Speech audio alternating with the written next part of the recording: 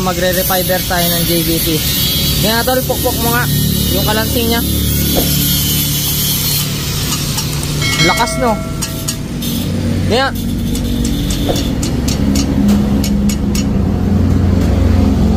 Ayan, si Piolo po yung maggagawa ng refiber. Ayan yung weld nya, di ba? Parang hindi siya nabuksan. Yan yung gagawin ni Manzano, Piolo.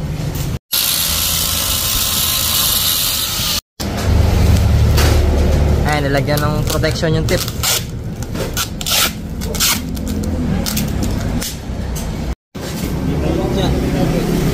Ayan, binabalot. Iwas gas-gas.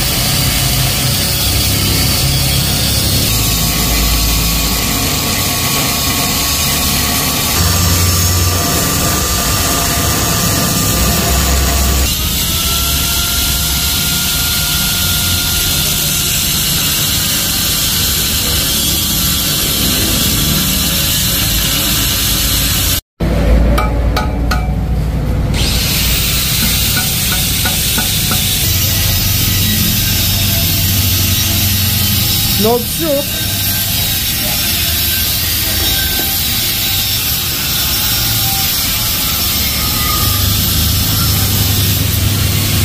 Putok-putok pa.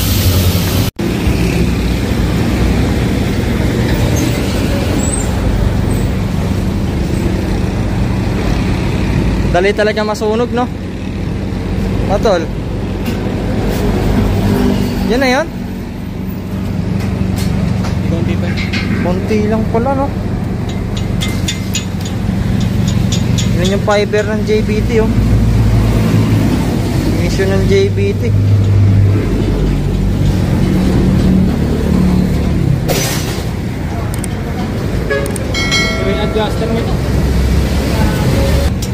Sira, no? Dahil nasunog na. Lakas ang kalansing.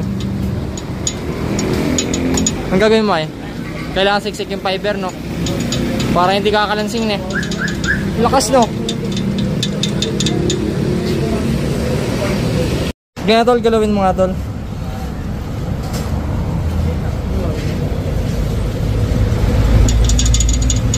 Lakas.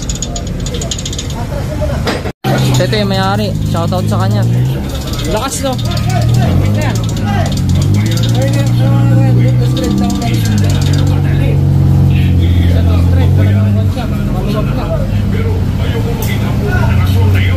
Parang ganyan yung ginawa mo, tol, no? Yung oo, lumuluwag dahil pagka naubusan ng fiber sobrang init.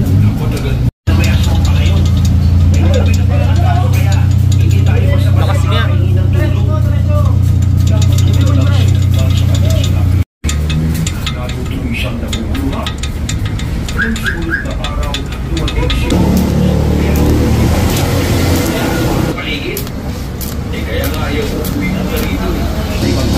Wala nang kalansing, no? Ligpit na yung boss. Kaya galaw-galaw mo. Wala na, okay na. All goods na.